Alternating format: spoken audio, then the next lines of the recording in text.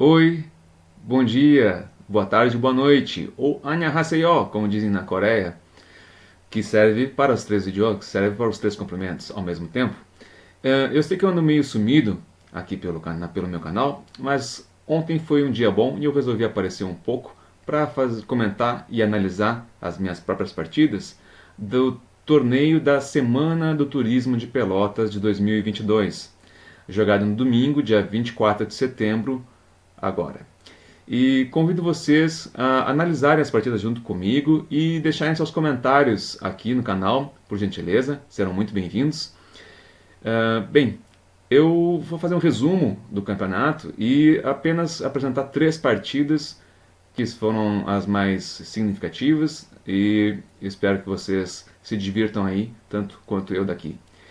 Bem, a primeira partida que eu quero apresentar para vocês hoje do torneio foi jogada com Gianluca Tavares. Gianluca de pretas, eu de brancas. Rodrigo de Negri, não me apresentei, desculpem, meu nome é Rodrigo de Negri, para quem não me conhece. E esta partida começou com o seguinte: comecei com peão de rei, the best by test, como dizia Bob Fischer, e o Gianluca respondeu com a tradicional e velha de guerra siciliana, e eu gosto muito de jogar esta variante, jogar o Gambito Smorra, Gambit Morra, porque é uma partida que você sacrifica um peão na abertura, sacrifica este peão na abertura, em troca ele aceitou aqui o Gambito, e neste Gambito você troca um peão pela iniciativa, um dos elementos estratégicos de vantagem na partida e um dos meus favoritos. Então aqui a troca do peão é a troca do material versus estratégia versus iniciativa. Esse é o elemento estratégico. Bom, e isso tem que ser mantido em foco durante toda a partida, de que está se buscando aqui a iniciativa e se está jogando com um peão a menos. Então isso tem que ser mantido no foco, inclusive na análise das trocas de peças que tem que ser feitas, no desenvolvimento das peças principalmente. Então isso tem que ser mantido como foco a partida inteira. Bom, ele seguiu com peão de dama, D6, normal, abrindo a abertura para o bispo, normal, correto. Eu desenvolvi bispo C4, tudo teórico por enquanto. E6 também lance normal, teórico. Cavalo F3, desenvolvimento rápido das peças. Cavalo C6, desenvolvimento rápido também. Roque, pequeno, tudo dentro da teoria, até aqui. Cavalo F6 também dentro da teoria. Dama E2, tudo dentro da teoria, até aqui. Dama E2. A6 também um lance que prepara o avanço de B5, né, tocando o bispo. E aqui, como eu estou lutando pela iniciativa, eu não quis ceder espaço e manter meu adversário sob pressão máxima. Então eu joguei A4 para evitar o avanço de B5 e não liberar muito espaço para o adversário, porque um dos elementos estratégicos no Gambito Smith-Morra é fazer com que este bispo aqui participe o mínimo possível do jogo. Então, o sacrifício do peão faz com que este bispo seja retardado no desenvolvimento do jogo e ele passe a não jogar muito. Então, esse é um dos efeitos que acontece no Gambito Smith-Morra, para quem está um pouco mais habituado e acostumado a este tipo de luta. Bom, então A4 tem este sentido, não ceder espaço, como eu comentei. Bispo E6, desenvolvimento normal, né, um pouco restringido. Ambos os bispos do meu adversário aqui estão com um espaço bastante restringido, né? Então esse é o objetivo desta luta. Torre D1, né, que já começa a querer fazer uma cravada no peão e ter os elementos de combinação com possíveis armadilhas aqui. Então o adversário fez bem aqui, o Gianluca fez bem em já tirar a dama da cravada. Mas eu vou buscar esta cravada ao longo da partida porque é uma partida que eu estou aqui buscando bastante iniciativa. Bom, então A6 aqui, esse lance talvez provavelmente um lance mais fraco, né? Até na avaliação do computador um lance mais fraco, mas como aqui eu planejo jogar bispo F4 para cravar mais uma vez o peão e eu quero evitar o ataque do cavalo, assim eu já tenho onde recuar com o bispo e manter ele nessa diagonal que pela estrutura de peões do meu adversário me parece que vai ser uma diagonal bem forte, a não ser que ele avance E5. Muito bem. Então, ele rocou e eu desenvolvi o bispo em F4. Aqui estou buscando, aqui realmente dá para se perceber que eu estou jogando com vontade de ganhar, porque estou centralizei os dois cavalos e os dois bispos, e aqui eu exercia pressão máxima sobre o centro, com os dois cavalos e os dois bispos. Então eu procurei aqui manter o controle do centro. Ele jogou o bispo, desenvolveu o bispo por D7, afinal não tem muitas opções nesta variante. Aqui ativando a última torre, agora todas as peças brancas estão ativas. E aqui começa a preparar truques, né? E temas de cravada em cima da dama aqui, mais uma vez em cima desse cavalo. Claro que para isso eu preciso recuar o bispo para que essas cravadas, esses golpes táticos sejam efetivos. Então, ele seguiu desenvolvendo aqui uma imprecisão do meu adversário. Com certeza a torre C8 seria mais forte, mais preciso, porque coloca a torre na coluna que está aberta. Para quem não sabe, tem um vídeo neste canal ensinando sobre a estrutura de peões e sobre o que são as colunas abertas, semi-abertas e fechadas. Então você pode conferir num dos vídeos desse canal. Aqui é uma coluna aberta porque não tem peão de nenhum time. Então isso faz com que seja uma coluna aberta, está ocupada apenas por peças, mas isso é dinâmico, isso muda com o tempo, pode mudar rápido ou devagar. Então seria um movimento mais preciso, torre C8. Ops, perdão.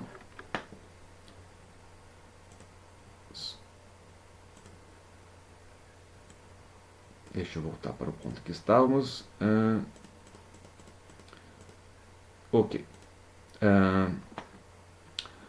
Então joguei depois de torre C8, torre D8, perdão. Torre D8, eu continuei o meu plano, recuei o bispo para A2 para abrir a coluna, para o ataques, para cravadas na dama. Ele recuou a dama para B8, fica um pouco, é o que costuma acontecer nessa variante, costuma ter pouco espaço para manobra das peças. Então dama B8 começou, que eu percebi que começou a se complicar a posição do meu adversário, porque esse recuo começa a ter implicações nesses peões. Então aqui eu tive uma boa intuição, acabei fazendo o lance recomendado pela máquina, recomendado pelo computador. Eu não sou robô, né, cometo erros, mas neste lance fui um pouco mais preciso e consegui realizar um movimento que é a sugestão do computador, que foi avançar peão E5. Avançando peão E5 aqui agora eu começo a desequilibrar a estrutura do meu adversário e começo a abrir linhas para as torres jogarem. Muito bem. Com esse movimento aqui, estou atacando o cavalo, atacando esse peão e reforçando o posicionamento desse bispo aqui, fazendo que esse bispo tenha mais uma diagonal maior para ele jogar, uma diagonal aberta para ele jogar e valorizando este bispo. Muito bem. Então o jogo continuou com ele aceitando o peão. Realmente era a melhor continuação. Fizemos a troca, capturei de cavalo primeiro para manter a cravada sobre a dama e ter aqui golpes táticos.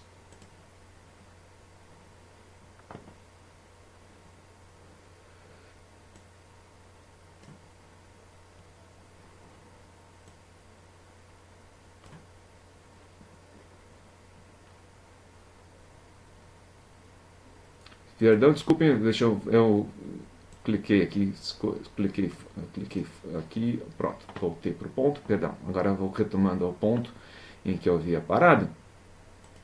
Então, peão E5, perdão, peão E5, atacando o cavalo e o peão, ele continuou fazendo a troca, captura de cavalo,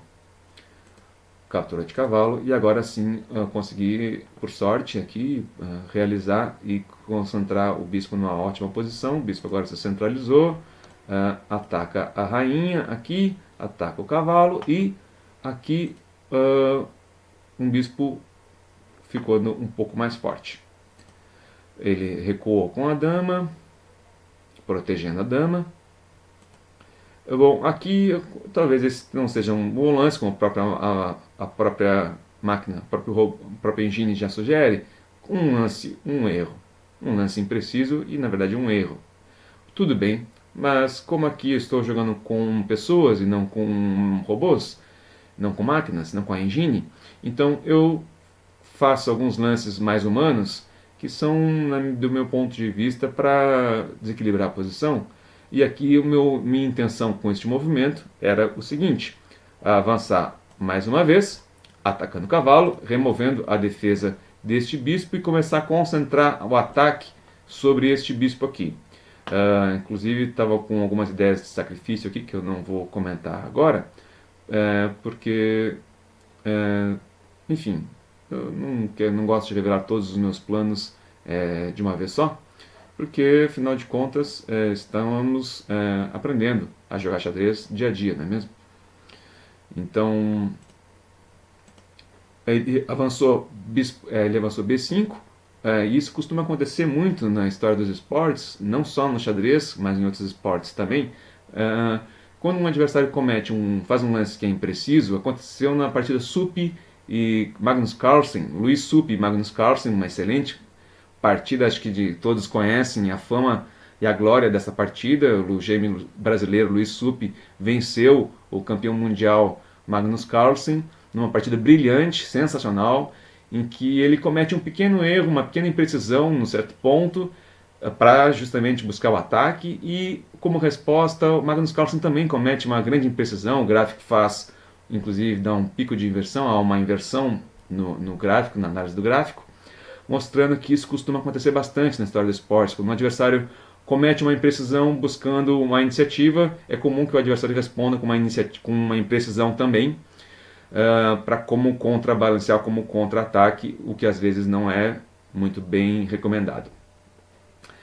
Enfim, aqui ele percebeu minha iniciativa de buscar espaço e ataque pelo lado de cá, ele resolveu contra-atacar pelo outro lado.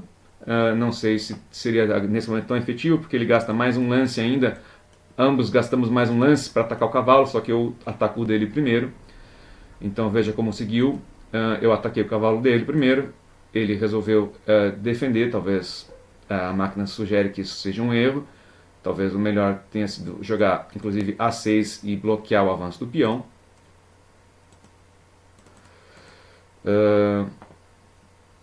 Então ele respondeu jogando o cavalo para o centro. Eu efetuei a troca.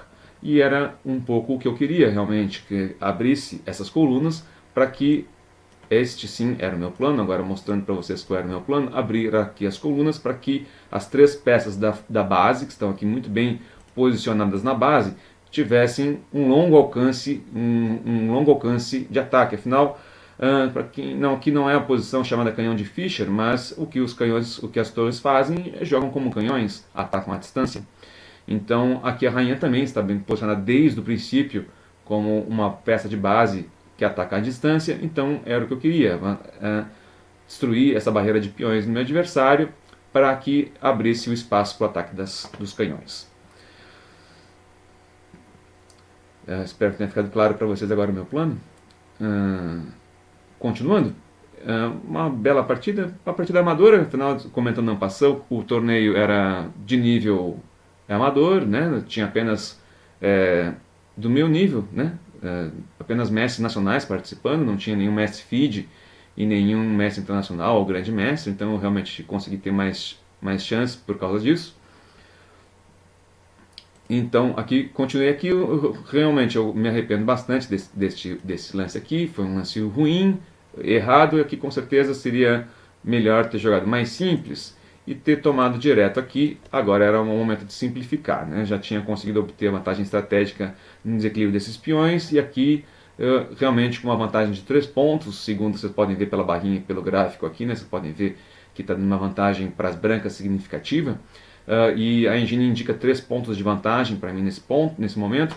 Aqui era o momento de simplificar a posição e jogar mais simples, mas eu quis enfeitar, quis fazer um pouco mais de firula, e joguei este lance aqui. Afinal, você deve levar o seu adversário para uma floresta onde só você esteja vendo a saída. E dizem que o xadrez é um jogo de informação completa. Será? Há coisas que você está vendo que o seu adversário não está. Então, será que é um jogo de informação completa, o xadrez? Ele resolveu capturar aqui o peão de volta, se preocupou com o material e atacar a minha torre também. Também não foi a melhor escolha, mas enfim, faz parte da luta. Eu agora capturei o peão, inverti um pouco os lances e capturei agora sim o peão, atacando a rainha, seguindo uma sequência, uma ordem mais natural das peças. Ele defendeu, claro, óbvio, o lance mais importante, defendeu, e agora sim efetuei a captura da torre. Ele efetuou a captura da minha, aqui indica que é um erro, seria realmente mais forte ele ter recuado e capturado o meu bispo de volta. Enfim, aqui esse lance impreciso também aqui acontece bastante comigo, de calcular alguns lances na frente e acabar fazendo o lance que seria o próximo e não o lance atual, porque esqueço que me manter a sequência dos movimentos, acontece bastante isso comigo, calculo 2, 3 lances na frente e aí pulo o primeiro lance, porque esqueço de jogar o primeiro lance porque estava pensando no segundo. E claro, acaba cometendo alguns pequenos erros. Aqui o mais correto, mais tranquilo seria realmente simplesmente capturar a torre aqui com o bispo, deixar que ele capturasse de volta e aí sim, vamos lá, agora sim. E aí sim jogar dama E7, cravando o bispo na rainha. Bem, eu antecipei esse lance, esse movimento. Ele recuou, aqui é bastante erros de ambos os lados, né? Segundo a análise da engine, temos aqui 3 erros, alguns bastante erros para cada lado aqui, né? Então aqui eu recuei o bispo, agora aqui um lance um pouco mais, a engine diz que é um lance interessante, um lance duvidoso, mas acredito que tenha sido o lance mais preciso, porque agora eu mantenho o ataque sobre os 2 bispos dele. E nenhuma peça minha está sob ataque. Então aqui ele defendeu um dos bispos e acabou caindo o outro bispo. Então agora eu consegui obter uma vantagem material mais significativa. Eu consegui agora ter um bispo de vantagem. Bom, agora aqui, tendo essa vantagem material decisiva, né, de um bispo, bastava administrar o jogo e manter agora tudo sob controle para não cometer nenhum erro, obviamente, que a vitória estaria garantida. Bom, então aqui ele resolveu centralizar a dama, primeiro momento da partida em que a dama é centralizada, nenhum outro momento antes isso aconteceu. Então aqui já mais sem nenhuma ameaça, né? Aqui tem um ataque e 2 defesas, então não há nenhum risco. Então aqui eu efetuei a troca dos peões para ir conduzindo para o final da partida. Capturei o peão de volta. Aí agora, claro, quando eu me lancei ao ataque, se você se expõe a um pouco de risco também. Quem não arrisca, não petisca. Então aqui me arrisquei a um cheque. Tudo bem.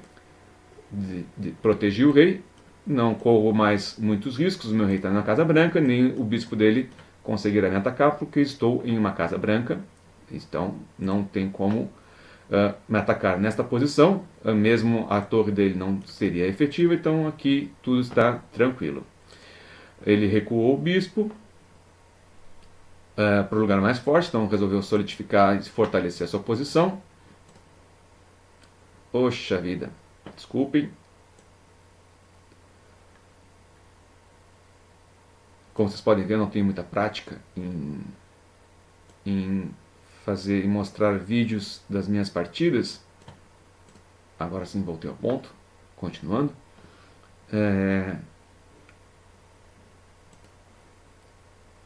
Bom, então aqui já estou apenas administrando a posição, o jogo agora, administrando a posição para manter a vantagem decisiva.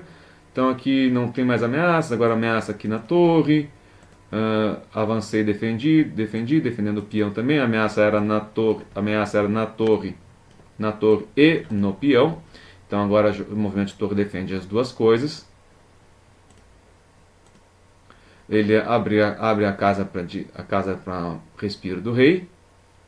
E aqui quando eu jogo dama eu também aumento a pressão sobre esse peão, mantendo a cravada no rei. A cravada no peão, ameaçando o rei. Aponto mais um bispo atacando a torre para enfraquecer o ponto, enfraquecer essa defesa, esses pontos de defesa. Agora ele foi forçado a posicionar a torre aqui, atacando o bispo, atacando a torre. Bem, bom, aqui eu cometi uma imprecisão, aqui realmente um erro, não deveria ter desprotegido este peão, deveria ter mantido a torre protegendo. E aqui, com certeza, um lance mais forte aqui, um lance bem mais forte, teria sido propor a troca de torres, inclusive aqui poderia ter proposto a troca de torres, que a rainha defenderia e manteria a defesa do peão. Esse com certeza seria um lance mais forte. Enfim, aqui cometi um erro grave, realmente dois pontos de interrogação. Mas aqui, exatamente nesse momento, eu também percebi, né, que o tempo do meu adversário tinha encerrado, então eu já tinha garantido a vitória. Então, por isso, eu fiz esse movimento atacando a rainha e decretando a vitória, porque nesse exato momento eu acusei a queda de seta do meu adversário. E a partida se encerrou. Obrigado por terem assistido a análise dessa partida. Eu vou postar análise de mais 3 partidas e gostaria muito de ler seus comentários. Muito obrigado.